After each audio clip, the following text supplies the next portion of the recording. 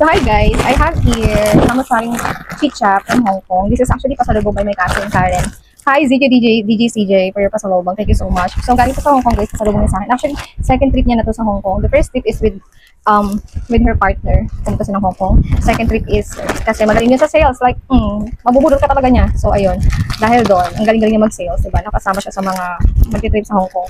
So ayan guys, meron ako ditong parang green peas siya. Ayan siya, oh. I can't help it but to eat it. Kasi ang sarap talaga niya. Mahilig talaga ako sa mga chicha guys. Ayan, oh, hindi siya sobrang alat. Now, if we can compare this one sa green peas natin dito, I love the taste of this kasi parang natural and malalasahan mo pa rin yung green peas. Hindi siya parang artificial na gano'n, something like that. Basta, if you know what I mean, you know it, charot. So, ayan siya guys, parang siyang green peas. Diba? I can't help it. Tingnan nyo naman, naubos ko na. Ang sarap kasi niya. Tapos, meron pa ako dito guys. Ang dahil niya actually. So, ito try natin to guys. Hindi ko pa ito natitikman guys. Kasi, most of this food, or actually, lahat to. Parang lahat to. Yeah, first time ko matitikman. Hindi ko pa talaga siya natikman. Hindi ako makain ng gamis, but let's see kung anong lasa niya. I don't know. Hindi talaga ako makain ng gamis. Mga jelly, something like that. Mga jelly and yeah, I don't know. Hindi ko siya treat. Tapos ito, gusto ko talaga i-try ito. Actually, nung una, akala ko parang siyang mochi or jelly or gummy, something like that. Binurog ko yung isang nito. Ito, tignan nyo naman. Kasi nga akala ko, parang siyang jelly. Parang pala siya, pala siyang parang, parang nuts na may coated ng So, ganyan siya. Tikman natin ito guys. First time kong ito matitikman. So, ayan, tignan nyo naman yung sulat niya. Parang siyang Japanese. Ayan Japanese na Hindi ko alam, pero from Hong Kong to guys. So, tikman natin. So,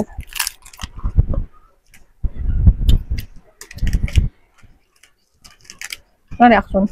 Para kasi siyang yung lasa nito. This one parang mas soft lang talaga yung niya sa mga coated nuts natin dito. Pero parang ganun to. Nakalimutan ko yung tawag sa kanya. Favorite ko rin yun nagaraya. Parang ganito to. Di ba yung galing yung nagaraya? Tama ba? Parang ganito to. Pero mas soft to. Mas soft na ganun. Sarap. Sarap na. This is sarap niya. Promise mo dito. Second is this one. This is a flow heart omelette. Ayan siya guys. So, nai-intrigue talaga ako dito kanina pa. So, nakita ko sa kanya kanina. Gusto ko nakantikman. Pero sabi ko, gusto ko kasi yung parang legit na person ko matitikman siya. Tingnan nyo naman guys. Diba? Siya yung parang salted egg. Ganun siya. Tapos, siya, yung wafer. Parang ganun. Kaya parang curious ako sa kanya. Nung lasa niya, wafer na matamis. Diba? Tapos salted egg. Kasi maalat yun. Diba? Salted na, diba? Ganun. So, gusto ko siya i-try. So, curious talaga ako sa lasa niya. Pero parang, mukha naman siya masarap. Mukha lang. Tikman natin. Tingnan natin kung talagang masarap natin. Diba? Oh, tignan nyo guys. Nagkalpa ako dito. Nanagamit tayo. Ayun o. Uy, yung amoy niya, para talaga siyang, para siyang salted egg na may sweet. Parang ganon.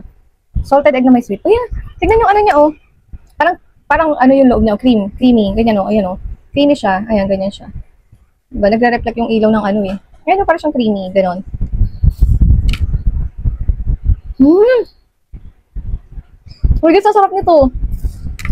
Sabi yung pintang ko, usap ko sa best nila doon. Parang best nila ganun.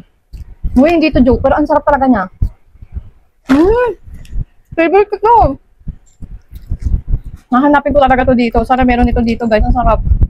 Ang niya is flow heart omelette. Ay, nagkakalat siya. Flow heart omelette. Ayun siya guys, hanapin natin to guys. Tikman nyo to kasi sobrang sarap nito guys. Hindi to joke. This is not a joke. Sobrang sarap. Tapos ayun parang pinasa loob niya parang cream. Cream yung niya. Ang sarap nito. Lo, parang okay ba? Tatago ko to kay Siya. Okay na lang to. Damot.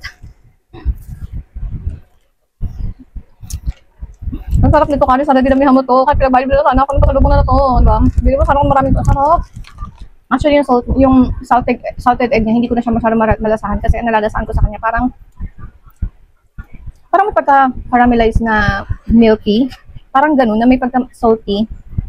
Ganun. Basta salty siya na creamy na lasang milk. Ganun.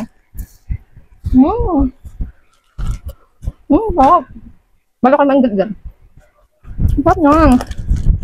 And then, siyempre parang dala-dalawa lang to. Titira ko kasi sa tigisa kami, di ba?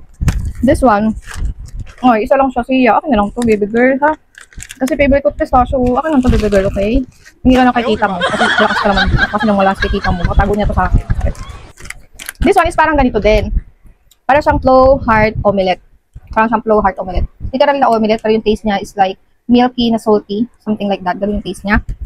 This one is flow heart omelette din. Bakit omelette? Dahil ba yung shape nito? Parang omelette, something like that. Ewan. Paano naman yung yun na yun. Tapos ayan. Parang sarap na, no? Alam mo, gusto ko sa kanya. Parang siyang apa ng ice cream. Mas soft lang doon. Kasi di ba parang may pagka-crunchy yun. pag kinagat nyo. This one is malambot. Ganun siya, pero malambot. Tapos, ang parang, alam mo yung malalasa, ano mo sa texture niya, manipis yung pagkaapa niya. Ganun. As in, like, pag nahawak mo siya, kahit konting ano, madudurog siya, something like that. So, huwag na tayo maglalong kuda. Diba, tikman na natin to sa pangalawa. Sana meron dito sa ano, dito, sa black kaya sa orange, bibigyan ko na to. Sarap, sana pala. Kaya no, ito, this one is ganun din siya, but pistachio flavored, diba? Tapos, ayan siya, creamy yung loob niya, ayan, ganyan siya, pa. Ang sarap niya. Huwag na nga, kung sabihin OA ako kasi parang ang sarap ng pagka-OA niya. Like, hindi mo ito makukompare sa mga wafer natin dito sa ano. Pero ang sarap niya guys. Pero kung papapiliin niyo ako, this one or yung omelette na egg or salted egg, I go with the salted egg. Ang sarap nun. Ang sarap din ko, pero mas gusto ko yun. Kasi naglalaban talaga, lasang-lasa mo talaga yung creamy ng milk tea na parang salted na, parang ganun, something like that. Pwede mo masasahan talaga yung salted egg niya. Parang ano lasa mo lang siyempre, pagka-salty ganun. Ang sarap. Baka gutom lang ako. Dahil patay gutom ako. Sarap na. Ubus na oras natin. Next natin agad. Maubos na oras ko dito kakain, diba? Next natin this one. Hindi ko ito magugustuhan. Feeling ko. But that's it. Kasi hindi ako mahilig sa mga jelly-jelly.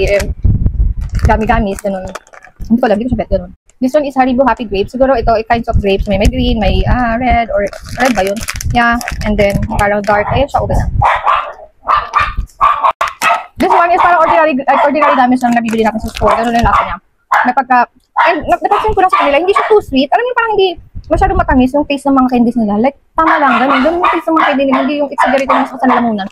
This one, nalalasahan ko yung grape, hindi ganun katamis. Pero pinala pa palang isa, This one also, parang from Japan, I don't know, parang yung ano niya kasi parang Japan and ang igay choco.